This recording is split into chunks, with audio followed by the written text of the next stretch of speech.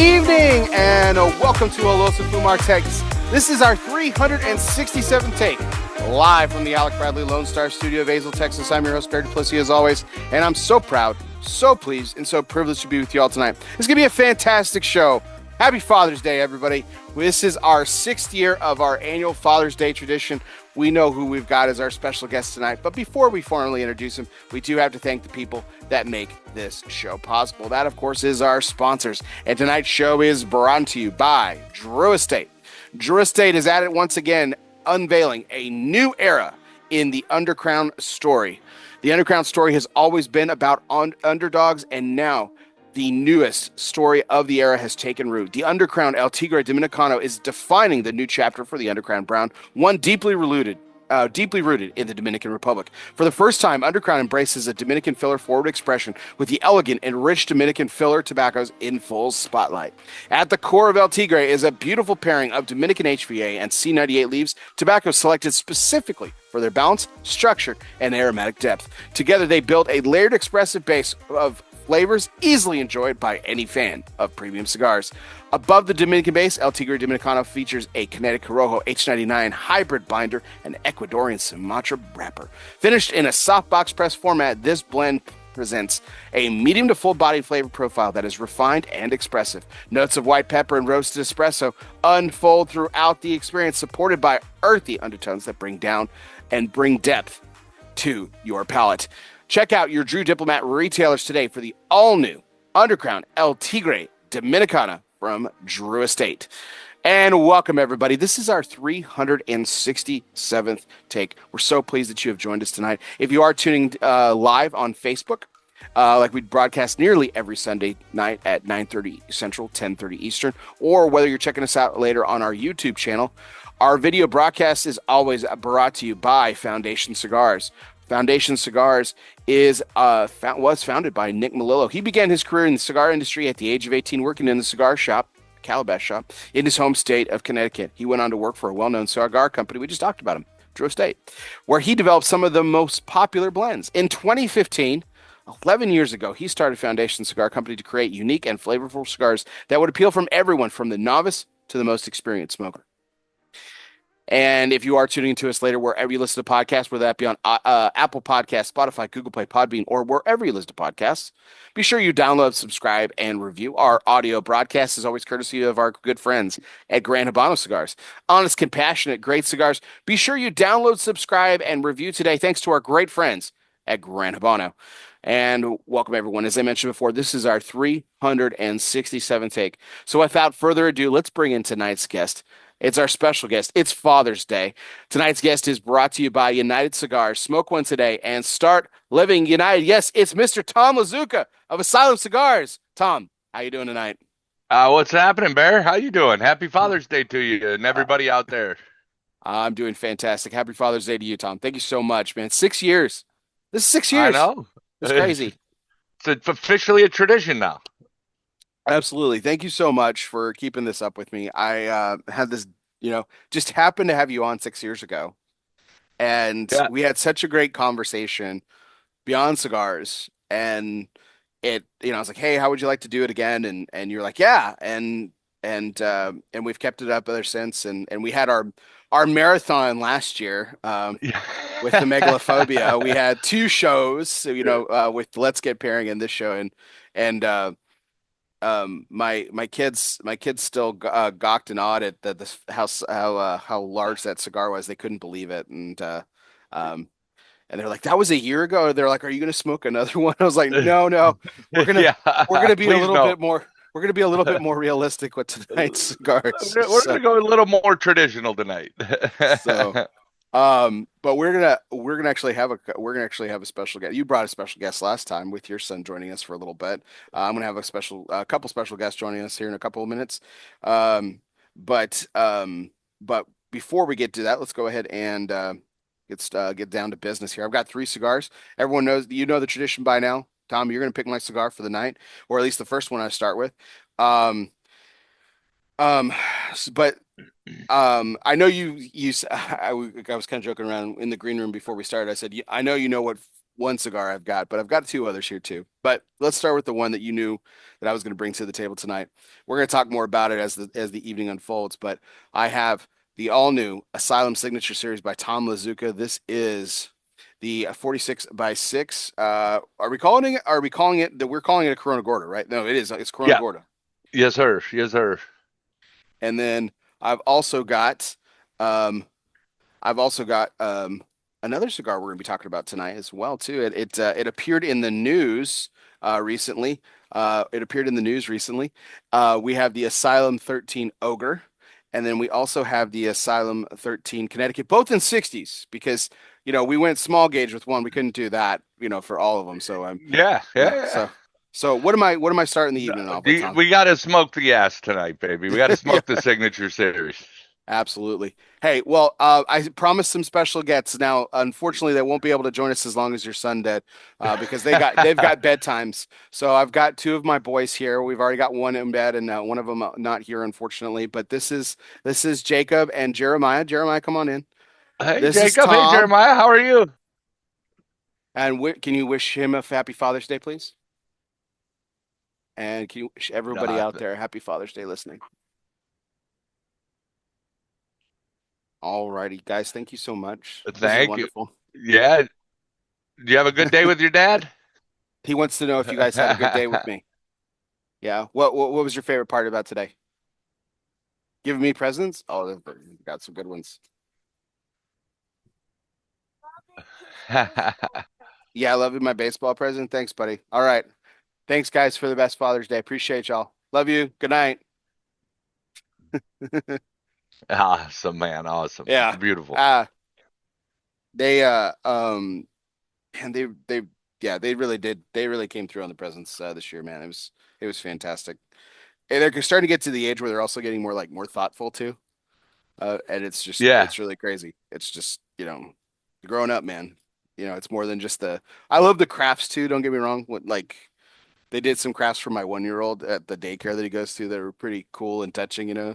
But it was Yeah. kind of it was kind of it's kind of nice to when the older ones kind of put some thought into it and stuff. So all right, so we are officially smoking the ass tonight. I love that you still do I mean, the tissue paper is the staple. I mean, you got to trademark this, Tom. You got to trademark it. So there has to be an Yeah. opportunity to I don't know trademark if they'll this. let us. There's some other people doing it now, but Yeah.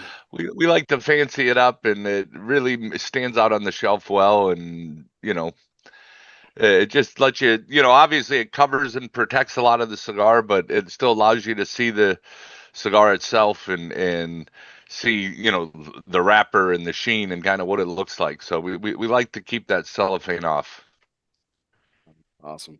Well, I am about to light this up. So, is that what you're smoking tonight as well?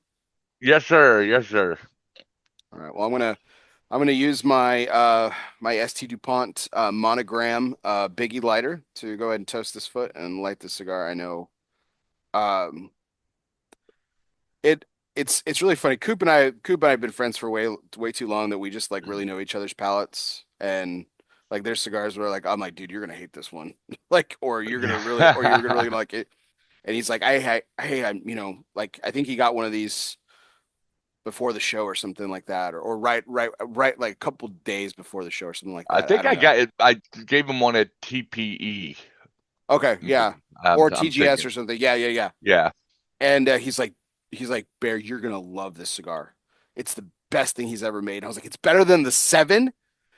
And because that him and I, as you know, but him and I both love it. I was like, it's better than the seven. He's like, yes. And I'm like, oh my God, I don't know if I can handle that. So, and he was Thank you. right, man. I smoked this with you at the show, and I mean, what an unbelievable blend and cigar. And it's sensational. So we're going to jump in. We're going to just talk right about it, but let's go ahead and get into tonight's major point, which is always brought to you by our good friends at Gran Habano Cigars. Um, from the fertile lands of Honduras, George Rico and his family have brought together the very best vintages for you. Yes, you, the cigar smoker. From value-based hits like Corojo Number 5 to the award-winning 20th anniversary to special projects like Zulu, Gran Habano is about cultivating the best and creating pinnacle cigars for the market. Culture, tradition, quality, premium handcrafted Gran Habano cigars. Um, well, of course, this was the formal release PCA, or did you guys have a pre-release that went out before? I wanted to clear that up. On the signature. Yes, on the Asylum Signature series by you. Yeah, no, I mean it was no, it was after the show. So really the only samples were me handing them out when I was traveling the last couple of years, and then we decided to put it into production, and it shipped probably maybe 2 or 3 weeks after the show. Hmm. So before we went to Morocco, it hit stores, and then and then in Morocco we did the launch of the Arabian Nights Nice, and the 1916. So yeah, nice. so this was we kind of came out with a lot at one time, but the response has been awesome to the Hmm. cigars, and they're selling and people are enjoying them. I get messages every day, and retailers sending me empty boxes already, and so it's been a great launch to the product. I'm very proud of this one, obviously, and Rupert, our team at the factory, really hit it out of the park with the packaging. Came out exactly like I wanted, and you know, don't let people know, but it might be the Lions alternate jerseys from 2025, the black and the blue. But I love the colors, and it came out awesome. Well, I love that. I mean, it's very speaking of the marketing, it's very appropriate. Like, right? It's if you're gonna call something a signature series and put your name Yeah. on it, it should be there should be nuance to you. And the fact, yeah, I mean, that was the first thing I noticed.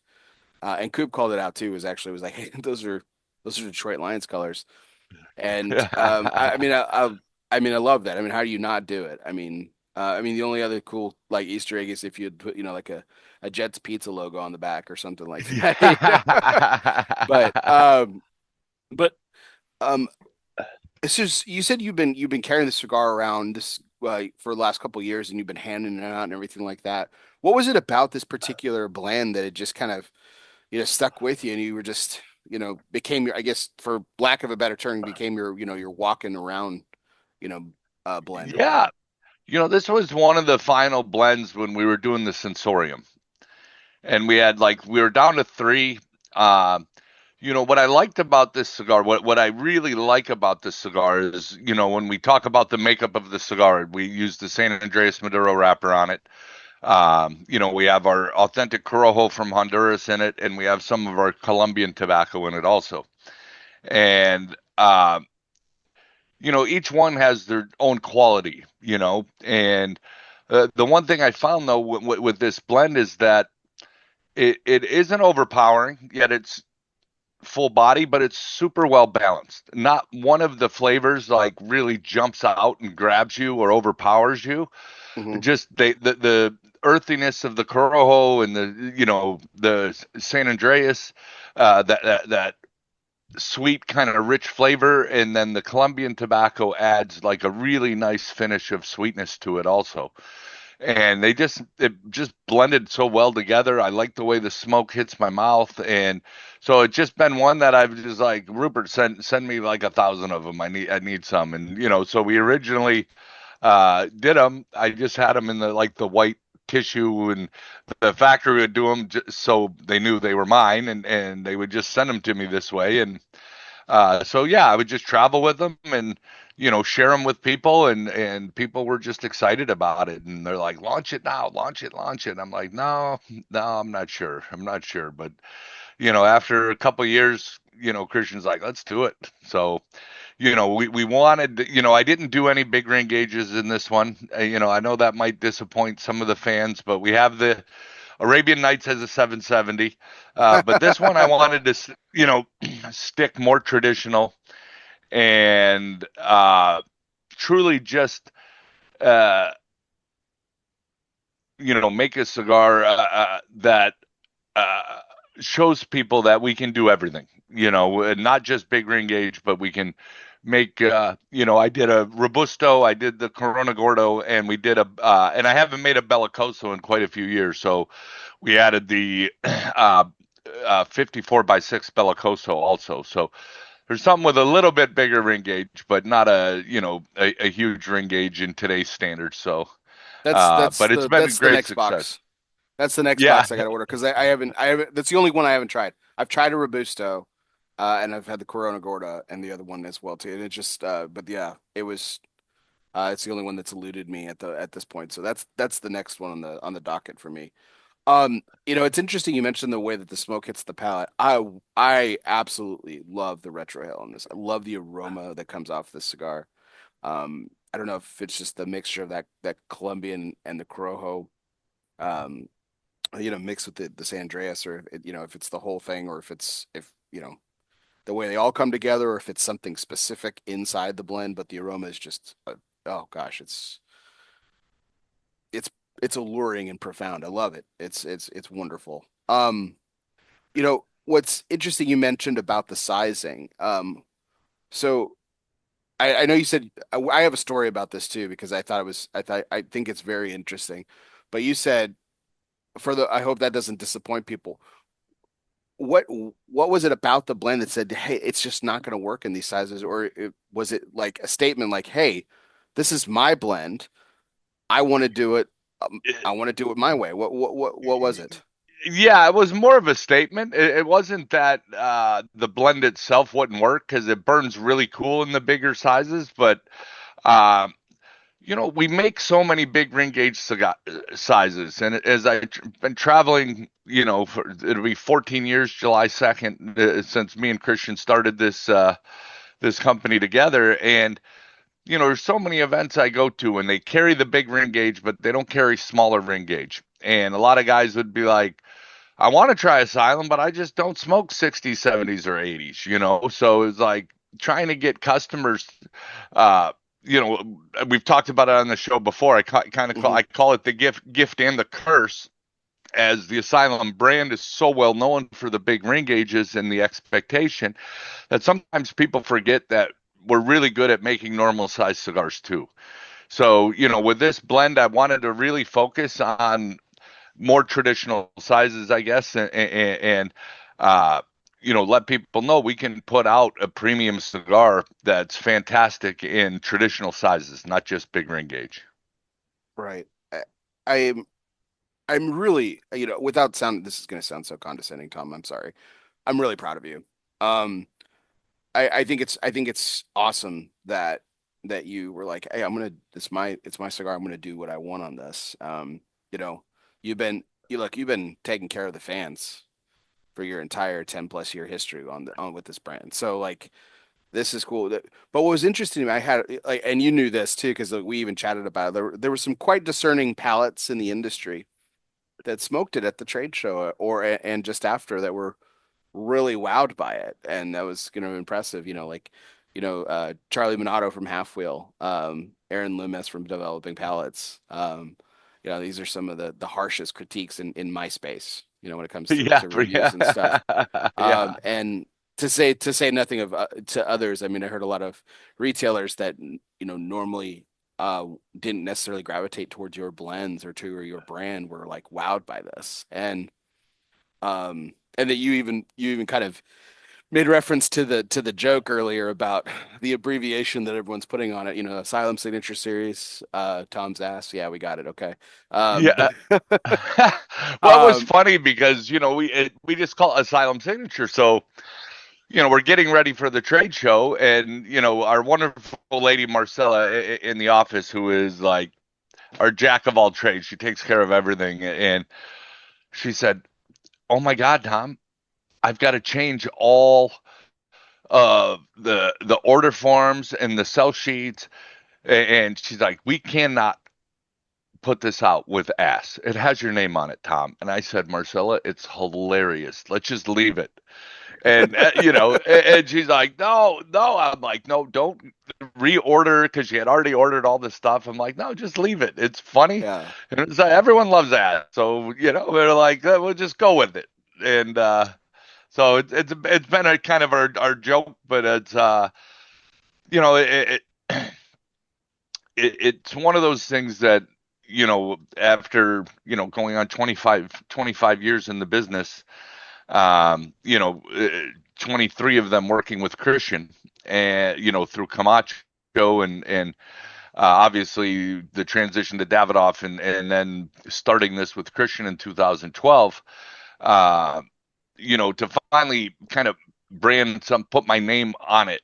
Obviously I've traveled around and people know me as Asylum and all that, but it was an important step for me in um, developing the brand and developing myself in Yeah. the industry. And so, it's to see, my peers and you guys who you do such a great job of getting new cigars out to the end consumers and the public and getting it out and to be sitting at the show and so many of you guys came up going, listen, we're here to smoke this. That's all, we're here about it. This is our, like, what we came to the show to smoke this cigar. And it's just great to hear, like it's flattering and uh and it's just a great feeling and to be able to make something that people truly enjoy. Yeah, I think it was. I mean, we'll get into this. We've got some cluttered topics here, but like, I mean, just to put it in short, I chose, we do a little article every year on for the Cigar Coop Coalition, and I picked the CLE Asylum joint effort as, my company of the year. And I think it's a banner year for you guys. I mean, everything was firing on also, and the whole family was in on it. Christians, kids, you, like everybody was just like, I mean, how do you bat 1,000 in a season? Like you don't. It doesn't happen. And you know, I mean, it was huge, huge year for you guys. And like I mean, I'm sure leading up to the show, like that was I mean, I'm sure there was pressure and then there's pressure, but it was also like, I mean, just logistically too. I mean, to get all these different things organized and everything. I mean, was this was this different from previous years leading into the show, or was it, different? I mean, it was different, and it was different, in the fact that we've never really, because we relaunched, we obviously had the Asylum signature, and then we had the Arabian Nights, the 1916, and we also were doing the relaunch of the Aroa Dark as the Right. Aroa Dark 30, celebrating Christian's 30 years and in the business, and so, uh, we launched four higher price point cigars than our norm, so Right. when we looked at all these cigars are falling in that $16 to $20 price point. um that's a tough sell sometimes, right? There's only so much space people have, and to have four new facings to come in, and four of this one, three of this one, four of this one, and but our customers really responded well. A lot of them brought all of it in. And obviously we know our expectation, we would love for everyone to bring them all in, but not everybody has the space. And uh, but I think demand will hopefully help them push in some of the new stuff that people are asking for. And it's important for the end consumer to walk in and ask for it. We got to drive people to their stores, and that's our job. And but yeah, so it was a little hectic. The one thing we had, like, we did not sample the 1916s or the Arabian Nights at the show. And it was funny because we do a little sales meeting before, and I had not smoked either one of those cigars.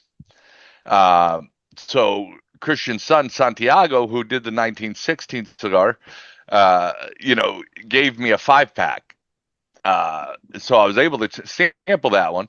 Yeah, so you His can talk dad, about it. his dad wouldn't even give me. I didn't smoke the Arabian Nights till I I was in remember. Marrakesh, Morocco, that night, like the night of the launch party. So I'm like, listen, if this one's no good, Christian did it. If it's good, what a team effort. You know what I mean? But I trust Christian. I've been working with him long enough, and I know his palate pretty well and what he likes to produce, and so. the launch party in Morocco, we were fortunate enough to have Charlie, from Half Wheel Minato, join us on the trip, and it was great having him there and experience with him, and Christian's wife and her friend Rosa basically planned the whole thing.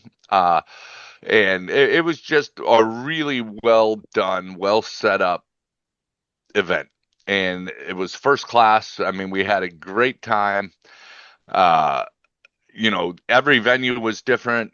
We had great food, and we had some downtime. We had time to go to the souks and to the markets and haggle for stuff. And I got to take some pictures with some cobras and stuff like that. The snake Oh charmers shit. were out in the middle, and it was cool, man. It was a great experience, and we had around 40 of us there, and we had 5 or 6 U.S. retailers, and a number of our international Yeah. partners came, and the group was great together. I mean, we had a great time, and yeah, just really enjoyed the trip and the cigars and the experience. And Christian had already kind of picked out the place for next year's global launches, and we really wanted to launch products differently than we have in the past. And for us, this was a great success. I mean, it was really, really a fun experience with some of our great customers, and we hope to add some new people next year who want to have that experience and be a part of it. And it was awesome, man. It was really awesome. It was such a save this year with the announcement of course the Arabian Nights, and then United Cigars is doing a or Selected Tobacco in conjunction with them are doing together. They're doing a tour of the factory, the new factory in Spain, and I'm like, two of my fucking favorite films of all time are Casablanca and El Cid, and I'm like, I can't go to either one. This sucks, man. It just didn't work out for me on Yeah. schedule wise and stuff. But like, really. I want to go back for just a second because I think it was a perfect segue into what I wanted to talk about with the conversation I had with the retailer. And you mentioned how this year's releases were different. You had some higher price points and stuff. And the signature series certainly follows that a little bit, that model. It's probably on the lower end of the high end, if that makes sense for people. Yeah. But um, I had a conversation with the retailer, like, hey, you liked, the joke. Hey, you like Tom's ass? I'm like, fucking loved it. It was fucking great. Like, yeah, yes, bring it in. You'll sell a ton, I'm telling you. And then he's like, and he was telling me, he's like, there was some real hesitancy on his part. He's like, okay, I liked it too, but I'm kind of, I'm hitting the pause button for a second. I'm like, why? Like, why are you like, Yeah. tell me, please, just tell me the reason. Like, what could like, if something's good, like, what do you, he said, well, asylum smokers aren't gonna buy smaller ring gauges. I was like, fine, then don't sell them to an asylum smoker. Yeah. Yeah. Like it's that easy. He's like, well, who can I turn on to it? And I named some brands. It doesn't matter. I said, you could take this kind of smoker over here. You could take this smoker, and you're not. First of all, I mean, we're talking business, right? You're not losing any money because you're probably gaining a couple of bucks on the signature series, or it's a dead even split. You're not losing any money from that particular buyer. You're getting them into something Yeah. new now. Instead of buying this brand, now they're buying this brand, and then they're buying Tom's cigar, and then your money. Like, let's let's go. Yeah. And And that's and exactly the point of it, right? It is expanding into a traditional smoker who assumes we only do big ring gauges, and the retailers do so well with the big ring gauges, they sometimes forget that, we make Robustos, Lanceros, Toros, it's traditional stuff. And so to get uh, that exposure into people who normally wouldn't try Asylum because they don't smoke the big ring gauge, because we all know, listen, big ring gauge is a niche market. yeah, And you just don't get guys going from Lanceros and Corona Gordas to 70s and 80s. They just don't do it. And so hmm for us, like I said, this is to a showcase for us to be able to show that we can make cigars of all sizes, all flavors, whether it's mild, medium, full body, and do it really, really well. yeah.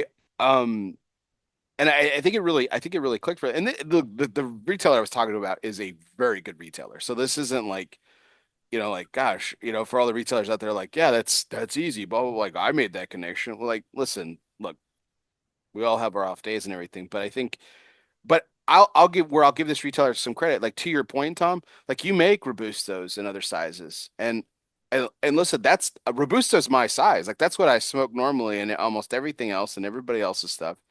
I gravitate towards Robustos. I gravitate towards that particular size specifically. And when I smoke your stuff, I smoke 60s. Yeah. I just do it. I smoke 60s and I smoke the occasional 70, depending on the blend. Um, or in the case of last year, I smoked Megalophobia, which was, an experience. But like, but Yeah. but I get that. I get that stigma because I know fully well that I can get an Asylum Robusto. So why don't I buy it? Well, I just don't because if I want to smoke an Asylum, I want to smoke. So I get that, right? I kind of Yeah. like reflect, but I think I was so mad in the moment because it felt personal to me. Like I'm like why aren't you doing this? But I think but when kind of logic kind of set in a little bit, okay, I was like, I see your point. Okay, this is gonna be this is gonna be a difference, but you can bring people to it. And like you said, for years, Tom, you've wanted to go to these events and you've wanted to say, hey, here you go. Here's an offering. Here's something new and different that isn't what you've come to know from me and what you've come to know from Asylum. So that's great. So you said you mentioned how just to transition over to Arabian Nights, you mentioned how you hadn't smoked the Arabian Nights blend until you got to Marrakesh. So any regrets? Should that have been the signature series blend or how good was it? You No, said you no, hadn't no. been it. This cigar is fantastic, and it's funny because it's also a San Andreas, but it's a little different in the sense that it's not as heavy of a smoke. It's more medium body to me. Uh, and I'll tell you what, the retrohale on that cigar is so smooth, like Yes, just silky through your nose. The blend is really good. Like I said, it gives you some of that sweetness, but the cigar itself just leaves a nice sweetness aftertaste in your mouth, and the retro is like butter, man. It truly, there's no sting to it. It's just super, super smooth. that's fantastic. I I really got to hand it to you. You mentioned the marketing earlier tonight. We talked about the homage to you in the Detroit Lions and colors, rather. But man, guys, I hope I'm gonna try to bring up an image here in a second, but because I don't think I can do it justice. The Arabian Nights packaging and logo is out of this world. I mean, it is lights out. I mean, if nothing else, Tom, you had to like, even though you hadn't smoked the cigar yet, you had to have been just blown away like the rest of us when you first saw this, right? Yeah, it was awesome, man. And the retailers responded. I mean, we were selling that cigar. It was 5 boxes of 4 sizes was the minimum order, and um, I think we opened 150 accounts very quickly. I mean, they weren't able to smoke it, they weren't able to sample it, and we opened 150 accounts. And obviously some of those accounts have multiple stores and 100 stores, 200 stores, or 5 stores or 2 stores, but we got a lot of doors to bring that in, basically sight unseen without even trying it. And so that cigar obviously hit the market at the beginning of the month, and it's done really well too. So we're excited about it's just been a great month for us. We've got great reactions to all the blends, and so we're just gonna try and keep making them. Yeah, Yeah. there they are. There they are. Thanks to, yeah, I was gonna say Abe came through with smoke in. There it is. I mean, again, tissue paper booth, great. I mean, the logo is just outstanding. It's got the Asylum skull and some alluding to you know, to the Arabian Nights, obviously. So, and Morocco and everything. I mean, just gorgeous. The coloring is very simple but stated. The logo is fantastic, and you said the blend is terrific too. I I Yeah. and I love, and that's also really great too. So like again, to your point about like, okay, retailers that coming into the booth or retailers who maybe didn't come to PCA and now are talking about these cigars are like, wait, you got two new cigars that have San Andreas, completely different blends, right? Yeah, yeah, And completely different smoking experiences. And you also get to, appease the big gaugers, right? With this one. So, yeah, exactly. Yeah, and we're fortunate, man. Abe's been great and at Smoke Inn. He jumped right in and he's like, dude, let's do a promotion with it. So when you buy a box through Abe right now through Smoke Inn, there's a special limited edition coin you get with it with the Arabian Nights logos and Asa, Asylum. I can't even say but it's got a little tagline on it with playing into Assalamu alaikum. So it's oh, beautiful. Asylum alaikum, I think. I don't know how they said it. I can't even say it right, but it's pretty cool, So it's yeah, we're super excited about the new launches and how well the launch event went. And so they're already working on next year's launch event. And I believe Christian already kind of picked a location, but again, I won't know until he releases it out to the public. So he's keeping those quiet. And so we look forward to doing it again next year. It'd be great. Yeah, to not to put too fine a point on it, but I just, we saw the tissue paper on the Arabian Nights mentioned the tissue on the signature series as well. I I think it just grabbed my attention recently, Tom, that you guys have really stepped up the tissue game too for Asylum. Like before, it was just the white tissue, but now like the name of the brand is on it too, and you've got the Asylum skulls on most of them, like the Asylum Ogre here. Um, Yeah. I didn't think I had noticed that. I mean, is that recent, or have I just been lost the last few years? Yeah, the last few years, I think you've been a little lost there, Bear. I'm sorry. That's all right. When we did, Maybe I just pull it off and smoke it and don't even look at it anymore. I just take it for granted. That's terrible. That's bad. That's on me. That's my bad. no, you're good. You're good. That was, when we did the packaging change, which I want to say was maybe 4 years ago. We adjusted everything but the band, because we were in the 50 count boxes and the bigger count boxes. So when we went transition to the 25 count boxes, is when we changed the tissue in the box. So, we started putting the brightly colored tissues that kind of represent each line and mixed it up that way. Fantastic. Well, it's super cool. I really love it. Yeah, I need that. I need to stop taking things for granted. Just slow down a little bit. It really pops on the shelf though. The ogre really grabbed my attention. Um, granted the out of all my Asylum frequent purchases, the ogre I don't normally do is boxes. So that Yeah. probably, but I saw it and just it absolutely stellar. Absolutely stellar. Really, really love it. But I wanted to go back to Arabian Nights for one more. I mean, let's break this trip down a little bit. So, like you said, it was Christian's wife and you mentioned somebody else. I apologize. Her friend Um, Rosa, yeah, one of her Russ. best friends. Yeah. So they planned the whole trip and everything. So first of all, how many nights? And I know you mentioned the good food and stuff like that. What did the retailers experience like at the actual unveiling? What was that like? So, every night was a little different, right? So the day everybody flew in, we stayed at the Sofitel Hotel there in Marrakesh, and they were awesome to us, and they have a nightclub in it with outdoor seating and an outdoor, and you can smoke everywhere there. You can smoke inside, outside, uh, but we had a cocktail reception and small bites and things like that to start it off because everybody came in and traveled and so it was just a nice evening kind of to relax and unwind as we got in and have a cigar and uh kind of relax together. And then the next day we got up, there was breakfast if you wanted, and then there was tours that they had set up of the Yves Saint Laurent garden and a couple different places.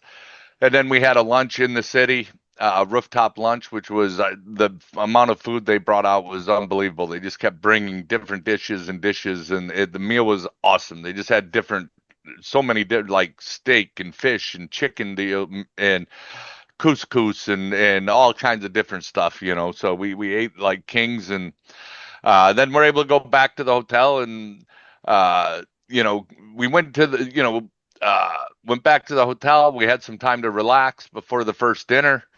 And then usually the buses would pick us up around 8:30, and you know, we head to the first venue, which was really a nightclub, and it was a dinner nightclub, and so it had like this super long runway when you walk in, like just walk straight in. It had this red carpet runway that goes down, and they had couches and seating and you know, all the tables kind of facing the runway.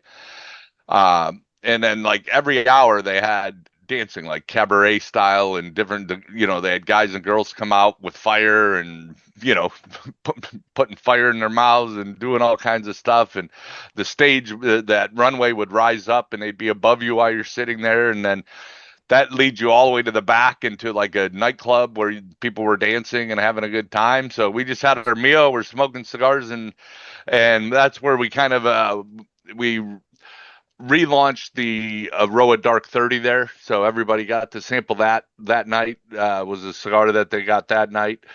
Then the next day, again, we got up and back at the hotel, and you know, there was a casino right there. There was a Oh, wow. nightclub and different things. So people kind of went around and did what they wanted to do. And you know, the next day again, we did tours. We went out and had this, you know, Morocco's famous for its spice blends and their cooking, and so they took us to these markets, and we got to walk around the markets and the souks and stuff like that, and you know, buy gifts and check out everything, and see the snake charmers in there and all that stuff, and then came back and took the bus out to this palace, and we did the 1916 launch, and it was cool. It was this big palace, and it was lit up with 1916, and they had Arabian horses and the, you know, guys out there with all the headdressing and guns and stuff like that. It was pretty crazy. And then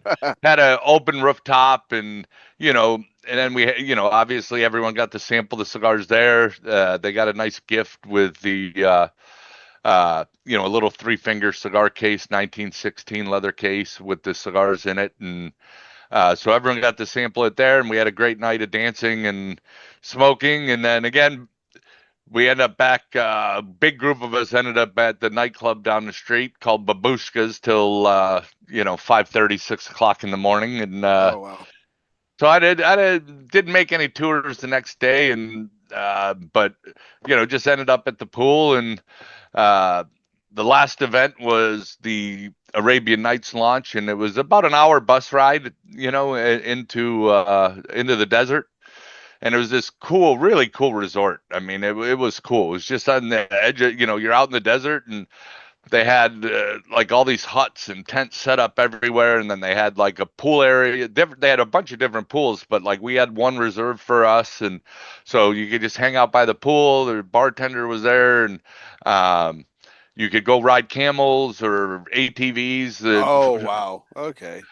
So you Nice. had all these different choices to do, and a lot of us just ended up, I think, PSG, France, was playing Arsenal, I think, in the one of the championships, the big major championship in soccer. I don't know enough about soccer to say Yeah, which one, but so a bunch of me us end either, up but in like their tented cigar bar watching watching a little bit of soccer, and then we went back over, got ready for our dinner, and we had rented a bunch of rooms so people could change. And then you know, we walk up to another tenant area, and you know, they had henna tattoo ladies there doing henna tattoos, and uh hookahs, and you know, it was just out in the desert at night. And so we had the tent, and the food was awesome. You know, they cook in the what's called a tagine. yeah. So there's like the clay pots, and they put Yes. everything out, the meat, and you know, and then they had a fire show, and people were, you know, guys were out there, fire was going, you know, shit going everywhere, lighting CLE in the sky, and it was awesome, man. It was just a really nice event. And the next day we had uh, a lot of people were leaving, and we had quite a few customers extend their trips to go to Spain, or Christian and his family went to France, and some people went to Casablanca. Some people, people kind of added to it and just made it a vacation. And we had, because the party ended so late, my flight, I had an extra day in Marrakesh. So me and my girlfriend Julie and was fortunate. Charlie Minato had a late flight, not till like 10:45 that evening. So we ended up walking back into the markets and just spent the day having some. Found a little restaurant in the markets and had some food and coffee and bought some more spices, and just spent the day in the markets. Had a nice day, just kind of relax and with nothing scheduled, and so it was nice. It was a really cool That's trip. beautiful. Yeah. Absolutely beautiful. Did you hand a tattoo or ride a camel or any of that? I didn't do any of it, bro. I didn't do any of it. My girlfriend Julie has already ridden a camel. She was there before, so she was like, well, she was in Tangiers, but she's like, I don't really care if we ride a camel or not. And I was, we were out till 6 in the morning the night before, and I'm like, Right. That doesn't I'm, sound like a good thing. I'm Probably good. not the best decision. I'm just gonna relax by the pool and watch a little soccer, and so I took it easy. But a lot of people, Rupert, the whole bunch of them went out on the camel rides, ripped on the four wheelers and the ATVs, and had a good time before the dinner. So Gosh, that sounds awesome. What a sounds like truly an oasis. I mean, it's beautiful. That's really fantastic. So, before we kind of got into our first fun segment of the night, the couple of questions that I had too was about you mentioned this is going to be it sounds like a series, the global series. And I know it's the cards are being held pretty tightly to the vest, so I'm not asking for any inside dope that you're not. Sounds like you don't even know it, but even if you yeah, did, I I couldn't wouldn't. even give it. I couldn't give it to you So, if I wanted to. I mean, has Christian alluded to this being like an ongoing thing? Is this going to be limited over the span of like 2 or 3 years? Like what? I mean, we're going to see where it goes, kind of thing, Yeah, or I mean, we obviously wanted to see what it's the gone out to a response great start. Yeah, was to this, and how the customers reacted to it, because obviously it was an expensive trip. They paid for themselves to go, and for the hotels, and obviously we provided some lunches, and obviously all the dinners and cigars and things like that, and some of the tourist stuff. I mean, the transportation was really nice, and so yeah, I mean, we wanted to see what the response was, and I think we had a whole WhatsApp group. Everybody, a lot of the people were in it, and they're still posting in it today. Pictures, and the group just had a great time. And one of the things I think a lot of people felt like, they're like, dude, it was worth every penny. So we'll probably do it a little differently next year. We use the travel agency, and I think they bumped up the cost, so we're already looking at other options to keep the cost a little cheaper, because flights were expensive to Morocco, yeah, um, and I'd things like imagine. that. So uh, but well, Christian, we really just wanted to change the way we launched the cigars. We've done Mhm. tours at the factories for years, and people got to sample things there. But so many people do tours now. We really wanted to change the way that we did it and make it a true experience. Mhm. Uh, that isn't just going to Honduras and seeing fields and factories, which is still great, and people love Yeah, doing of that. course. And but this was just a really kind of a different outlook, that kind of a vision that Christian had to do this, and uh, his wife put it all together. Mhm. Alex did an awesome job of putting it together, and really made it a great experience for everybody. I mean, so I think with the success of it, that we'll continue to do our launches, because one of the things we've always done is when we launch a new product in the U.S., it might be 6 or 9 months before it gets to the world markets. So what Right. we wanted to do is have it launched to all the world market at the same time. Right. So this is a great way to get it in front of our retailers and have some time with them to enjoy a new place in the world and Sure. have that kind of true experience, whether the culture, the food, the cigars, and really had a great experience together. Well, it's becoming so much more. The industry is becoming so much more global now. With the, I hate to use such an awful word, but the demise of the Habanos market has been an incredible opportunity for brands like yours and Christians and all of your contemporaries with what we Yeah, classify as quote unquote new world. I'm doing the little quote fingers for yeah, people who are listening on podcasts later. But like the new world cigar market has blown up, globally. And so um and like you said, it, the factory tours and the things in the fields, that's not going away, and that's an important part of this, certainly the CLE and Asylum story, and stories of, again, your colleagues in the industry. But this is a really great way to connect, like you said, the global market to what you do, yeah. and doing it in a really different way. I mean, I think the idea is stellar. I'm glad it was a hit. It's great. How many retailers did you say that came? I'm not sure the total number. We had about 40 people total. It's a pretty Uh, good sized group, especially for the first yeah, time out. Yeah. yeah. So, But yeah, congratulations, Tom. I mean, just absolutely sounds like it was a phenomenal success, and yeah. And to you listen, and I Christian. gotta So thank Christian and his wife. I mean, it was Christian's idea that he hatched, and you know, uh, Alex and her friend Rosa really made it come all together. sure. So it was cool.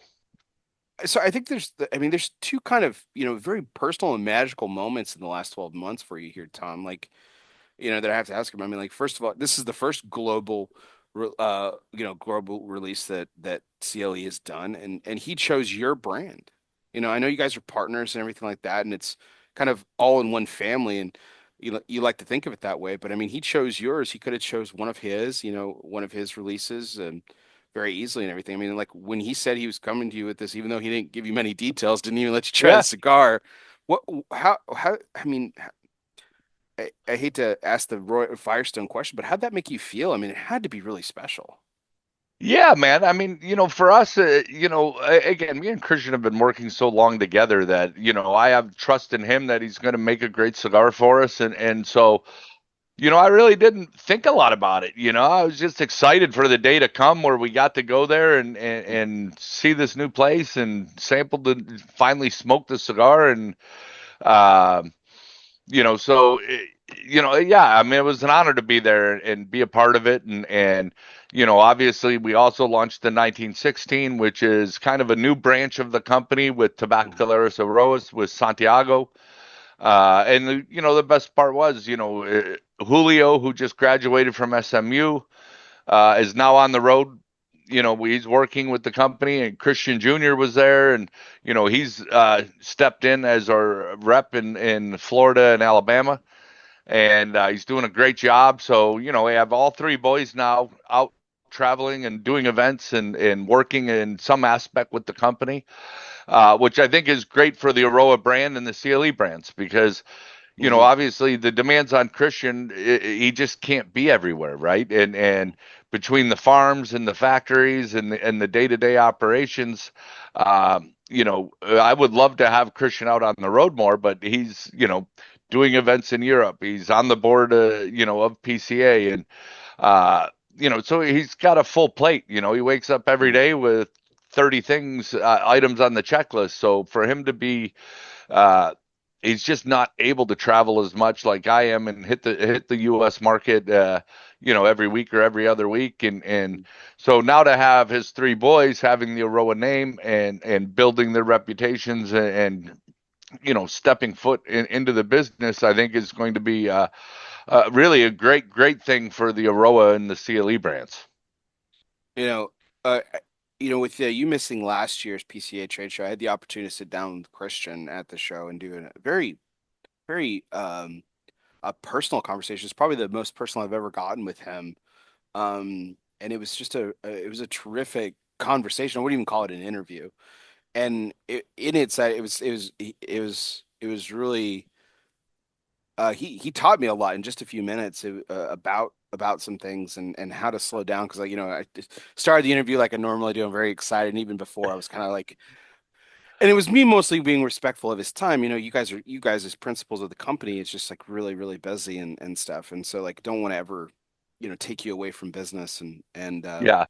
and he's like, man, hey, just slow down, just calm down and like and um and this terrific foreshadowing of the we talked about family specifically, and he had this terrific foreshadowing of what's come to be, with the boys all coming to the work for him, and I have to imagine that's it's just as special for you as it is for him in a lot of ways. And um, to that point, going back to the signature series for just a second, you know, 30 plus, 30 years in the business for yourself, 25 plus, and this is the first time that your name is on something inside the humidor. Have you had that opportunity yet? Have you walked into a humidor? Have you seen Asylum Signature Series on a shelf, and have you seen your name? And has that is is that any different? Yeah, Is it's that weird awesome. for you?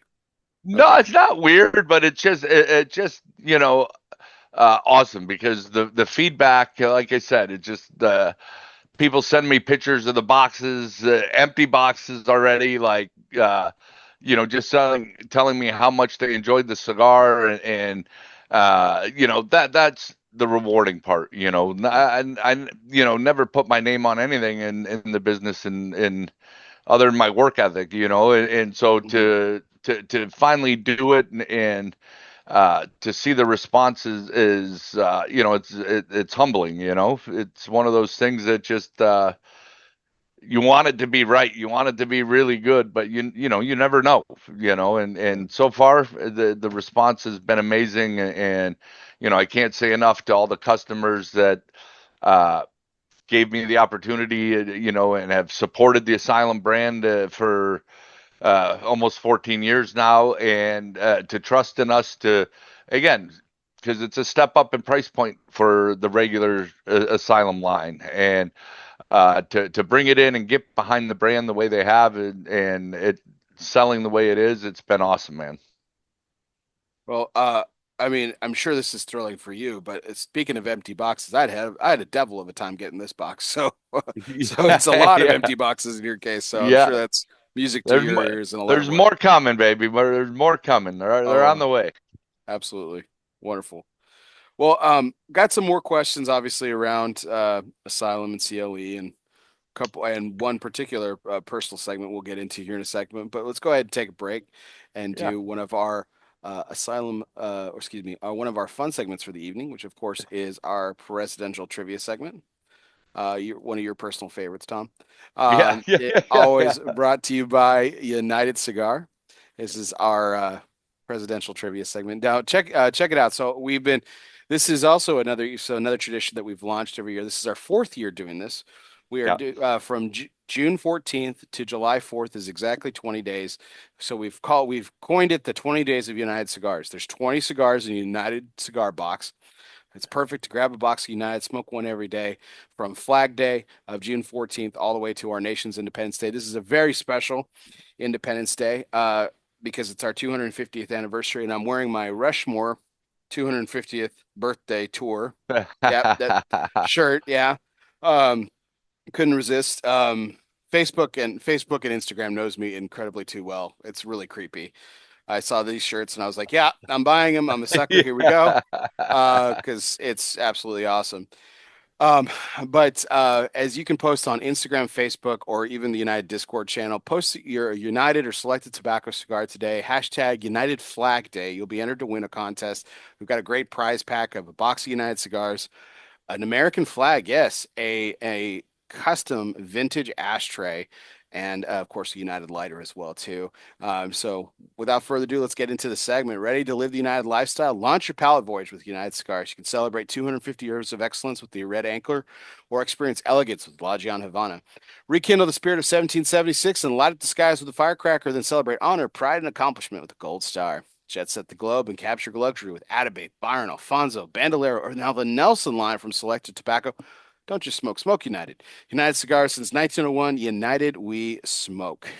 So, um, I was putting together some questions and stuff for tonight, and one of the things that got spit at me was a pretty obvious one, Tom. So I'm not, not I'm not gonna insult your intelligence with that one. It was asking me like who the first father and son president were, and I was like, everyone knows that that's John Adams and John Quincy Adams. So let's move on. But I wanted to ask you a couple of true or false questions. And being from Michigan, I thought this bringing in Gerald Ford and his daughter Susan into the mix would be kind of fun. So, true or false? President Gerald Ford's daughter Susan held her senior prom inside the White House. Oh, false. I'm going false with this one. It's actually true. Yeah, Actually true. I mean, talk about if you're trying to court Susan Ford, what a home court advantage it was for that dad. Holy shit. Right? Like, yeah, yeah, bring him to the prom, yeah. sweetie. That's fine. Go ahead.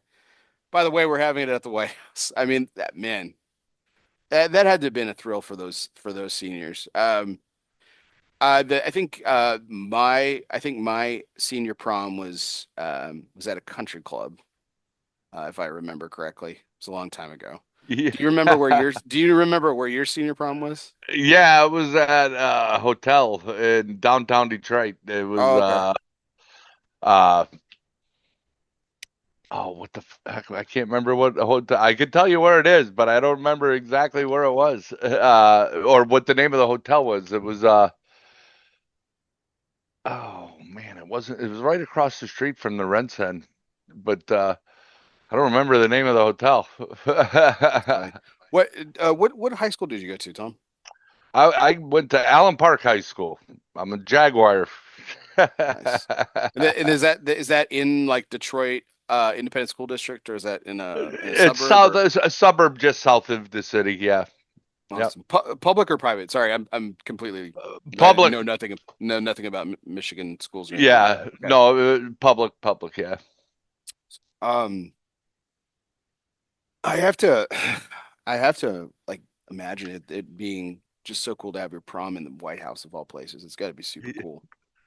Unbelievable. Yeah, that's probably pretty cool, right? Yeah, for sure. Um, all right. So here is the next question. Which president's children became famous for bringing playful energy to the White House, uh, including having a pony and playing actually underneath the desk as their dad worked? Um, it's a hint because there's a very famous photograph. Let's see if you The can get this. Kennedys. The Kennedys, Kennedys. absolutely right, man. I didn't even have to give you the multiple choice. Very good. Yeah. Yeah, Caroline had I Caroline think had a that pony. I think that's the first presidential question I ever got right since we've been doing it. Yeah. No, I think you got a couple. I think you got a couple. Yeah. Here we go. All right, here's a last one. Here we go. Actually, I got two more. A true or false question. Amy Carter, daughter of Jimmy Carter, was known for roller skating throughout the East Room of the White House. True or false? True. That is true. They the funny story, they didn't want her roller skating outside for security reasons, as you can probably possibly imagine. So they were like, she was like, "Well, I want to skate." Like, and they're like, "Well, where can she skate?" And they literally put her in the East Room of the White House and would let her skate. And then apparently she would bring friends over, and they turned the East Room into a skating rink of all things. Frankie and I were talking about how, man, that's what the world needs to bring back. Roller skating um, places need to come back into style, man, because Yeah. they were all the rage when we were kids. They were fantastic. All right. All right. Multiple choice time.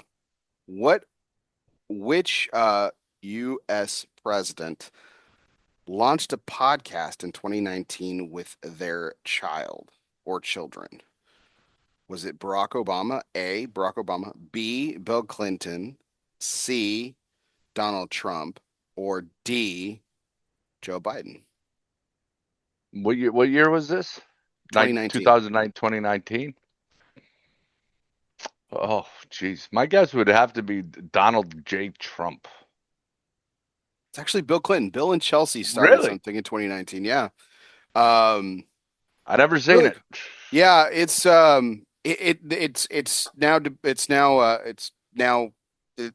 over. They Defunct. have Yeah. the defunct is I guess is was they split off and they actually host their own podcasts. Um, hers is really interesting. Chelsea, I've listened to her independent podcast, and I went back and listened to a couple of episodes of this. It's interesting the questions that they ask some of the guests and stuff and everything and but what I really liked was the relationship that Bill and Chelsea had. From I was a child when Bill was a president, and you know, no different than today. The media kind of paints a picture of a person and stuff, and for me, like looking and out, a kid looking on the outside and stuff, it didn't really seem like they, had a relationship for, I guess, a better term. I mean, how much of a relationship can you have with your child when you're running the country? Yeah. Um, but they had this really, really great chemistry and they really played well off of each other and stuff. It was actually pretty cool. So like from a father perspective, it was I was like, man, that's really neat. Of course, I don't have a daughter, neither do you. But No. it was an interesting kind of dynamic that they had, and you could tell like that they had a really cool relationship and stuff, which was great. I mean, it's been 20 plus years since he's been in office, so I mean, they've had some time to kind of build something. She's obviously an adult now and things like that, but it was still pretty cool. So I like that, but right. Well, that was our United trivia segment brought to you by United Cigars. Again, don't forget to post your United Cigars or selected tobacco cigars on Facebook, Instagram, or in the United Discord channel. Hashtag United Flag Day. You'll be entered to win. Simple and easy. Tag ELOSOFUMAR, tag United Cigars, and you'll be entered to win an amazing prize pack. So, let's jump back in here, Tom. We were talking a little bit about your signature cigar and special cigar. But I I wanted to talk about a conversation you and I had a while back ago, and something I'm really excited about. As we mentioned, the United promotion and everything is ending on July 4th, which is our nation's 250th birthday.